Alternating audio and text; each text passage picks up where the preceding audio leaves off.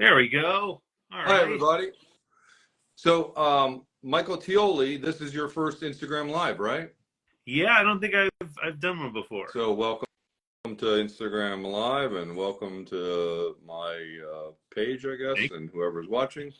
Um, but let's talk about first off, you did the music for the movie "KillHer," and that's how we met, you and I. Yeah. So, how did you come to "KillHer"? Do you remember how that was? Yeah, I've worked with Liam before. So we worked on I was introduced to him on Video Palace, which is a podcast. It was Shudder's first scripted podcast that Ben Rock and Bob DeRosa did. And it was really, really fun. That was such a fun project. It's 10 episodes. It's still, it's still up. People can check it out. And that's where I met Liam. And since I've worked on a couple of other things with Liam, but I think this is the first. I have to think about this. This was the first feature, but now I've since done another feature with Liam. Right. So Uh, yeah, was that the ornaments? yeah, it's called Family Ornaments, and that one's actually coming out on Tubi on Thanksgiving. So that's when that one's dropping. So the 23rd, something like that. It's on Thanksgiving in November, and that's going to be free on Tubi. So yeah, I love working with Liam, and we have another one coming up too. Oh, awesome. Yeah. So for those that don't know, Liam Finn is a line producer. He also produces and he's also a writer. And he's actually the first person that I boarded myself for the movie that's now called "KillHer," although at that time it was called Mr. Rogers' Site of Horrors. I remember that. I think I was on when it was still that. Yeah. Still on, yeah. So and then Ben Rock is a friend of mine I've known for 20 something years at this point. We've worked together. He's directed me. He's directed my writing. I've been an actor in his projects. He directed a movie called Alien Raiders. If you haven't seen it, Michael, check that out. I don't know if you saw it. It's actually on my list because I just found out. I think that went on Tubi in the past week or so. Oh, no, I didn't know that. I think it's Tubi. He posted something about that. Like I didn't know that I had access to it, and then so I'm definitely going to check out Alien Raiders like this week. Yeah, horrible title, but really fun film, and Ben did a great job. And Ben is one of my horror gurus. So whenever I write a script that's kind of horror-esque, I always have Ben read it and give me some tips and tell me all the movies that it's kind of like and which movies I should check out. So both are super talented. I'm so glad that you joined the team because honestly, I really liked the movie before you started it, before you started your magic. But when I saw, because you and I, we didn't really work together so much. I was pretty much done with production, and then it was moved on to Mark Stolaroff, and you probably dealt with Robin and Mark, correct? Yeah, for me it was pretty much Robin. Robin and I had a daily back and forth because I would work and then Robin's director, and so I would do a pass, and once I liked it I would send it to him and he would either approve it or send notes, and so we had a back and forth constantly during that whatever it was month that we were working on it, and yeah, so it was pretty much exclusively Robin and I until the mix, and then like Mark and Andreas, we were in the mix together. But otherwise, it's a lot of times it's usually just the director and I. Yeah. Yeah. So Andreas was pretty much a sound producer, I believe, or sound supervisor. Was mixing. I don't know what. I'm not good at what his official title was, but Right. Yeah, he was at the board mixing. I think he was also doing the sound design and all that stuff too. Yes. But but he was doing the actual mix. So we had like 2 days of mix where you're mixing the dialogue with the sound effects and the music, and you're all there, and it's usually a really kind of tedious process of like you could be on a couple of seconds for like 2 hours, just Right. trying to get stuff right. And Robin is actually really good with that. He has really good ears for sound, and he knows it's really impressive. Some of the stuff that he was hearing, or more so what wasn't there sometimes. Like he would want something very specific that wasn't there, and did a really good job of describing it. And Andreas would be like, "Oh, all right," and then he'd go get it. And yeah, it was pretty awesome. It was a fun mix as far as mixes go. It was a good group. Yeah. So for those that don't know, film is this giant organism. It is an orgasm too, but organism where there are so many pieces of it, or beings in it. And so again, I was pretty much the script, the creative of the idea, production, getting stuff done. And then Liam and Mark, Liam, again, line producer and producer. And then Mark was post-production supervisor. And Robin, who was the director and did a fabulous job, they're coordinating with all different people. And one reason you and I didn't meet until I think the screening was that where we had the mix, there was only room for like 3 or 4 people, or 2 or 3 people. So me and one of the other producers, Ron, had to sit out, which we would have loved to have been there, but we just couldn't fit.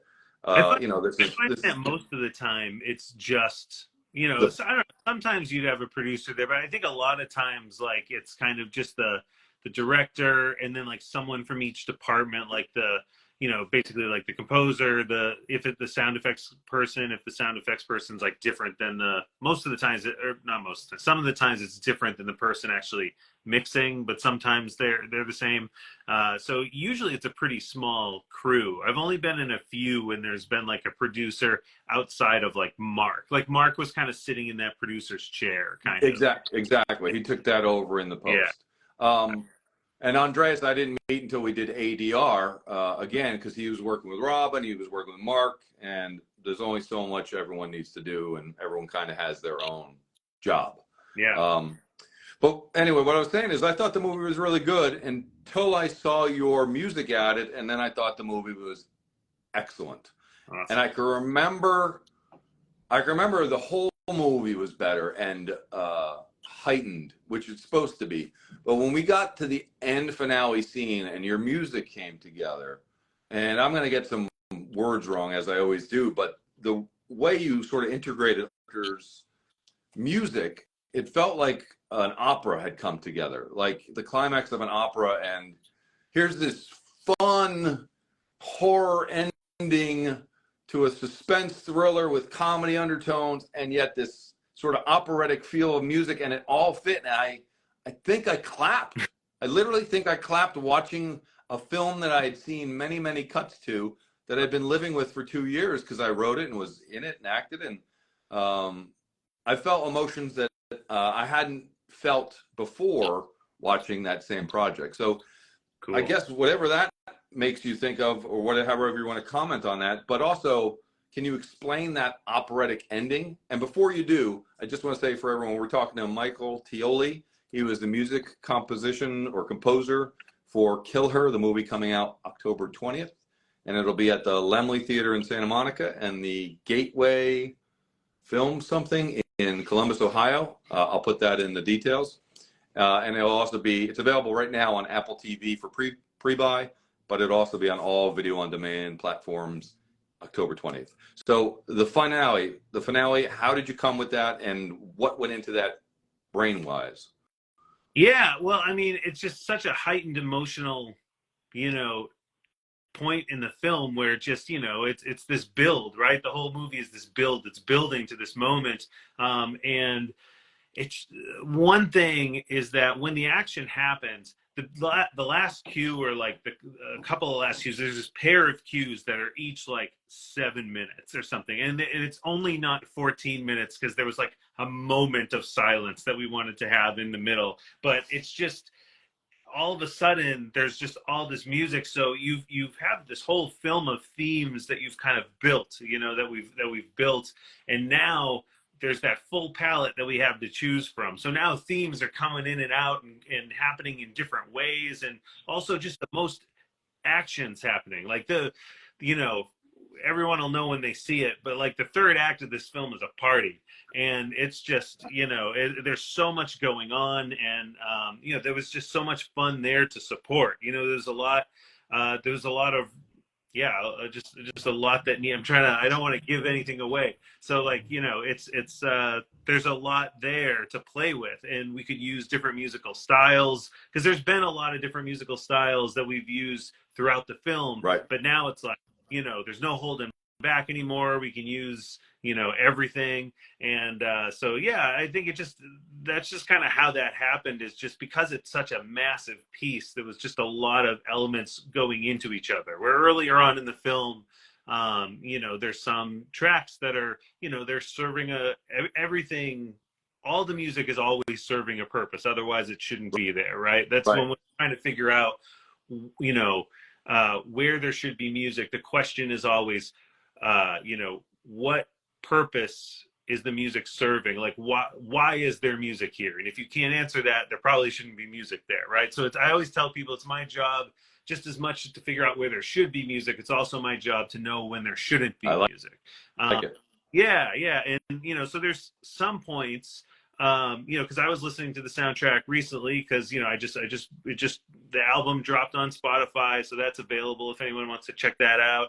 And there's some tracks kind of towards the beginning that are like, they're short and there's not like, they're more creating a mood. There's not like so much melodically going on, but they're important for that moment. But now at the end, when you have these like massive pieces, they're more of a character in itself. They're really just a lot busier and a lot more things happening. And the other cool thing too, I think, about why it's so effective is you connect even on a subliminal level to music that even if you don't know, it. And I think by that point in the film, because we've been developing these themes, even if it's only subliminally, it, Yeah. right? So when it happens, like hearing the hit at a concert, right? You're more excited about it than a song you don't know. Even if the song you don't know is this amazing song, you're not going to react the same way. So now we've like heard these themes a bunch of times. So now when you're hearing it again, it's something it's something you're familiar with,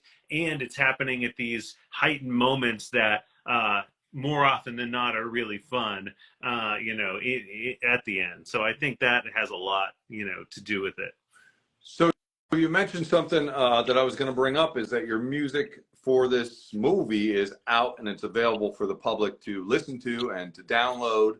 And I think you mentioned Spotify, but I think it's on Pandora Yeah, and iTunes it and could be everywhere. yeah. Yeah, I think it's kind of one thing you put it out. So like if you wanted to, if you wanted to download the album, it's on iTunes. That's available for purchase. But everywhere else, it's free. It's just you stream it, and yeah.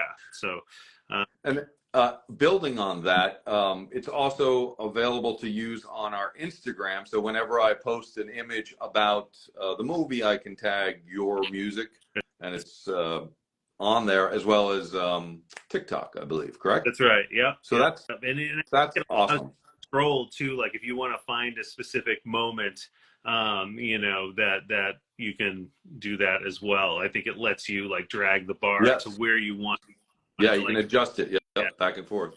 yeah. So that's Um, fun. well, I don't know. I don't know if it's because of my attachment of the movie and I wrote it and the characters and I know the story and all that. But sounds geeky, but I literally enjoyed reading your titles of your tracks. Right. Cool. Yeah. No, I mean, that's always yeah, me too. what do you call that moment? You like, what do you call that? Like, so to me, it was like, yeah, what else would you call it? Right. No, that's always really fun for me actually, because that happens like it's the last thing to happen because everything has queue numbers when we're working on it, right? It's all like 3M4, 3M5, 1 and 7, whatever it is. So I'm not really thinking about that until it's time to do the cue sheet. Yeah, So like at the very end when I'm delivering, I'm mixing everything to send to Andreas or the mixer. So that's when when you're actually doing that final mix and burning the final track. That's when the length. And for film, we always have certain deliverables we need to send in, and one of those is a music cue sheet. So I have to have a list of every piece of music, how long it is, how it functions, and but yeah, that's when you have to have a title. So that's when I kind of go back and kind of look at that piece and say like, oh, what should this be? And I right. like kind of you know, I like naming titles, you know, quotes from the Right. film a lot of times. Yep. You know, actually, I don't have it in front of me, but like, there's a lot of questions in this one, right? Like, I Yes. almost, Yeah. There was something I remember there was something that MC's character, and MC just joined us in the thing. So hi MC Huff. MC Huff played Eddie in the film, and she kicked ass in it. Uh, awesome performance. But there was something about her character and another character that it just was like, yeah, that's funny. I forget what it I was. almost when choosing titles, so many of them were questions. I was almost like, should I go back and try to make them all questions? Like, you know, like, because there were so many of them that were. So yeah, I don't know. I thought that would be kind of neat. KillHer? Yeah. KillHer? Yeah. Right. Right. Yeah. So I know so a couple things you said I just want to clarify. Deliverables, when you make this movie and you filmed it and you've edited it and you've added all this stuff, when it's time to sell it, the distribution company wants a whole bunch of stuff in addition to that, for legal reasons, for practical reasons, for whatever reasons they have. They give you a list of things that you have to deliver, and that's what deliverables are. And they could ask for outtakes, they could ask for like specific timing, they could ask for different cuts, they could ask for pictures, whatever it is. They always ask for deliverables, and that's its own thing in itself. And it can be pricey to do that. Sometimes they want not the transcription, or sometimes they want whatever, hearing impaired stuff. So Mark Stolaroff handled that stuff, which again, Mark did a great job in post. But to move on, the first thing you got was the script. So how do you work? You are an artist. How do you work when you get a script? How do you decide, I want to work on this? And what is like the first two things that you do as an artist?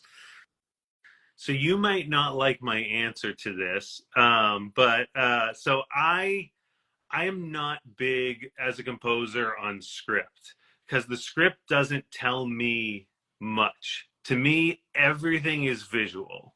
Like, so I trust, Liam. I heard about, I did some research into the film, but I don't think I even got the script before I was on it. Cause like the script for me, I've had that in the past where people send me the script, and for one thing, I shouldn't admit this, but I'm kind of a slow reader, and it's just like, but a lot of times it's not just that, it's that I'll have an image of what this is, and I'll get my ideas going in one direction, and then I'll see it, and it's totally different. The requirements are totally different. Sure. And I actually have it where I usually don't, well, I pretty much have it in my contract that I never start working until I could see a rough cut maybe to get ideas, but I never start working until the picture is locked. Most of the time. There's always exceptions, but because like if something moves, if the frames move just like a tiny bit, everything I've done doesn't function anymore.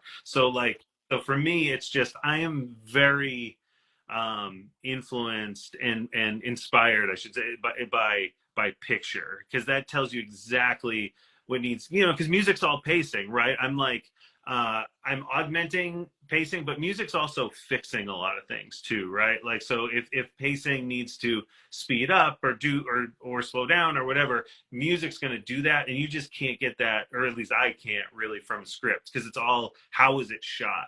So for me, I don't really like diving into scripts beforehand. I like kind of being surprised by the rough cuts or even the as close to locked as possible. So, yeah. A couple things. First, I knew the answer to that because we talked about that already.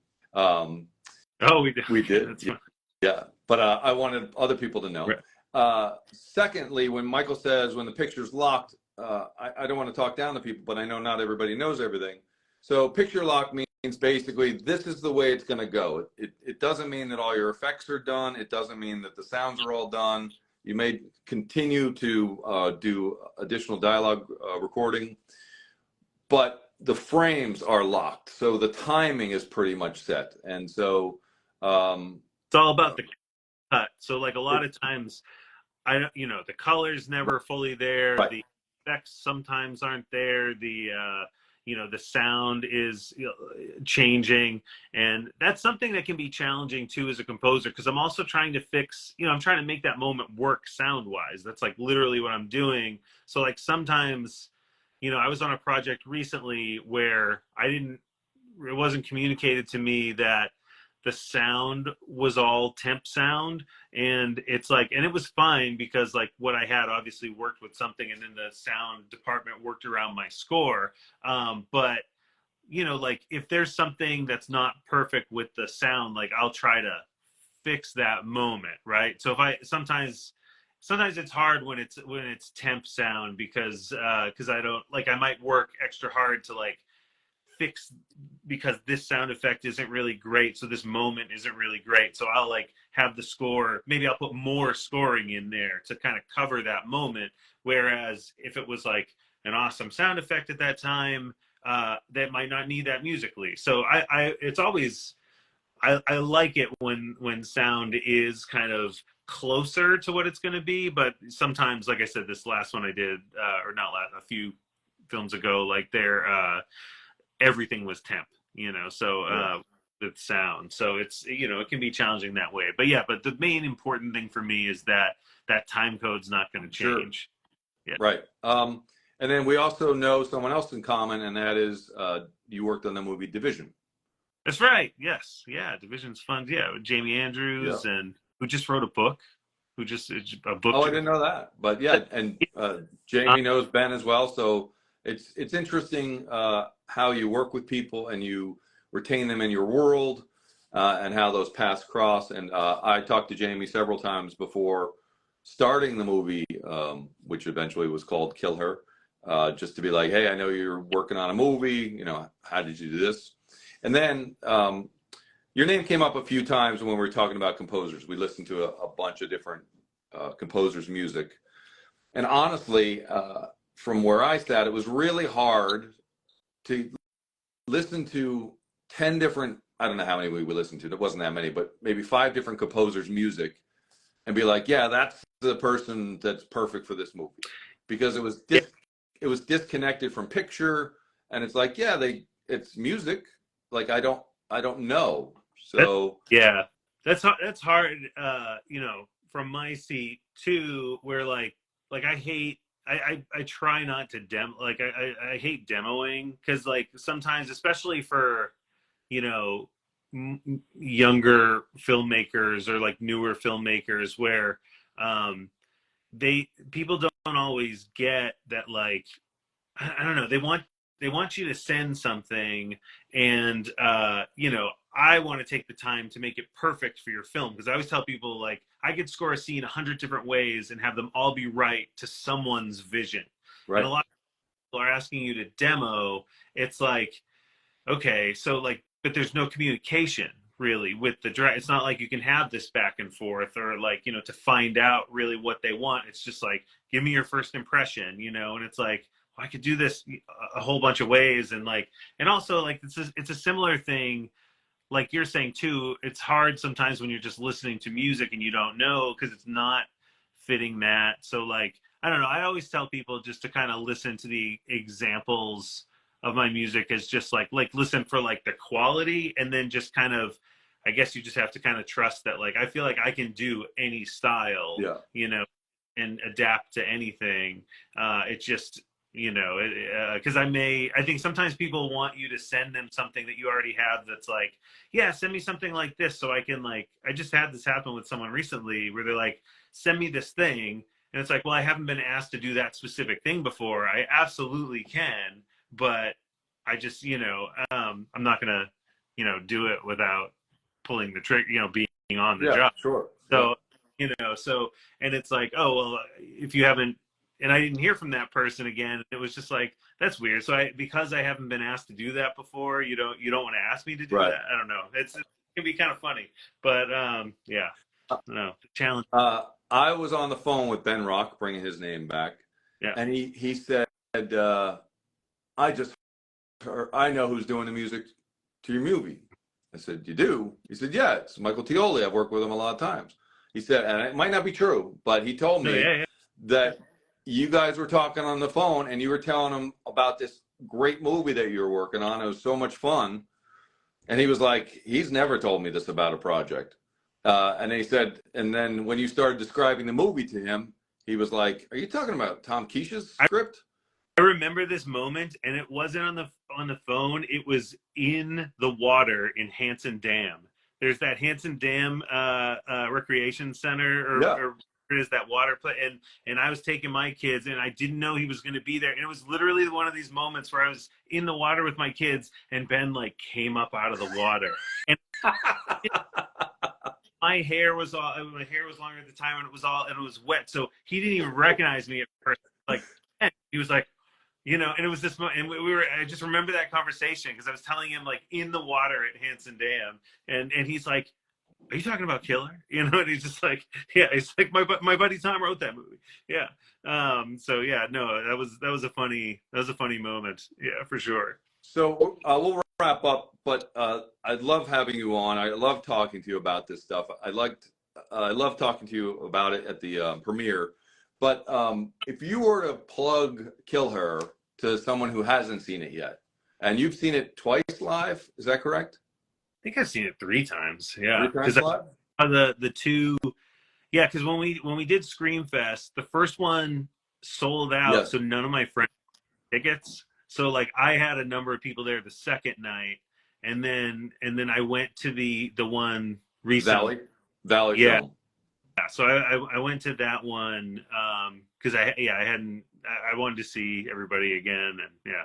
So first off, do you think it's a live movie, like a live theater movie or a theater movie? Oh, what was the response? Oh yeah, it's a crowd pleaser. Yeah, it's one of those movies, when you're in a theater when it's full and like people are cheering, like that energy, that's like the best theater experience, and I feel like that definitely happens in this movie, especially when it's like full. I think any movie, when there's like less people there, like people are afraid to, but like this movie, people like you want to shout out at times, in a way, and that definitely when it's full, like everyone feels like, oh, it's okay to do this, and go for it. Yeah, it was almost cathartic each time I saw it in front of an audience or with an audience. It was just like this moment, and I've seen it many times, and I feel it every single time. Yeah. So if you want to see it live, there's only 2 places right now. On the 20th, it'll be at the Laemmle Theater in Santa Monica and at the Gateway Film Something in Columbus, Ohio, and that'll be in the descriptions. And if it goes off the charts there and they keep selling out, or if they extend it, maybe more theaters will pick it up. But and then how would you describe the movie to someone in an elevator as we're going out of this chat?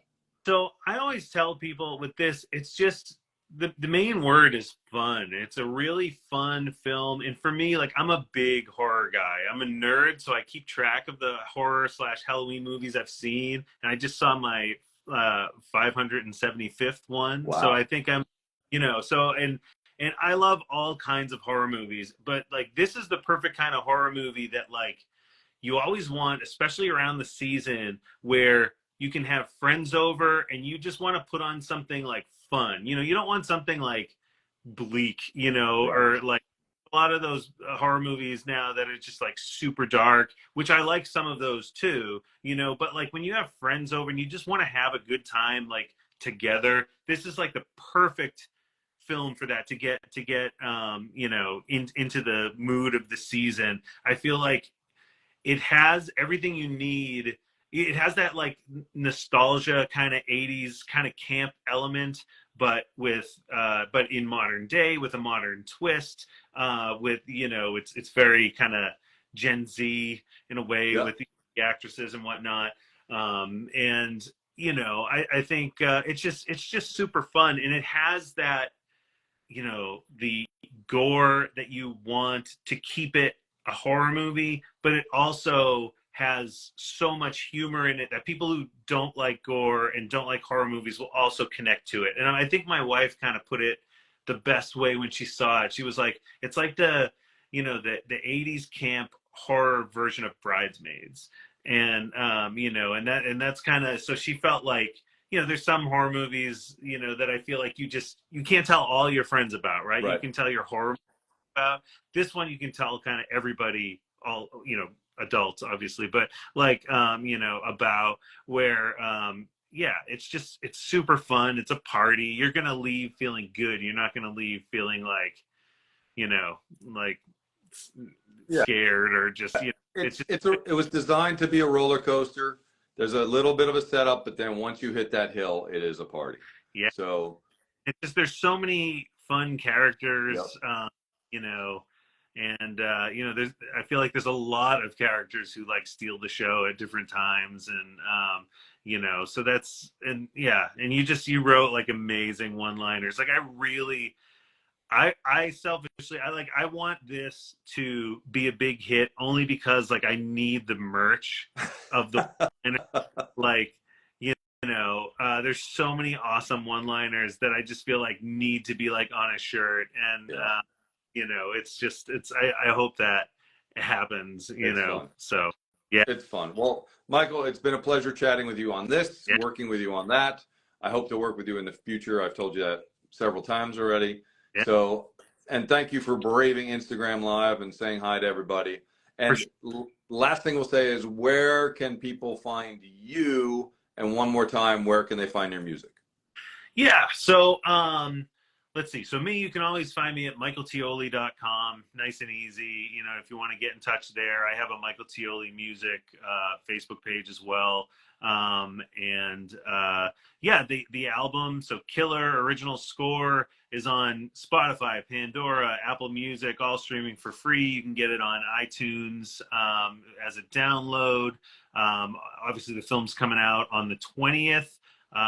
Family Ornaments, my next film, is coming out on the on Thanksgiving, and I just did a film called Coyote Cage that just sold out like a 700-person theater in Nice. Albuquerque at the National Hispanic Cultural Center, and they gave them a encore date on October 24th. So if anybody's in Nice. Albuquerque, it's free, I think, and they just had such a good response, and they're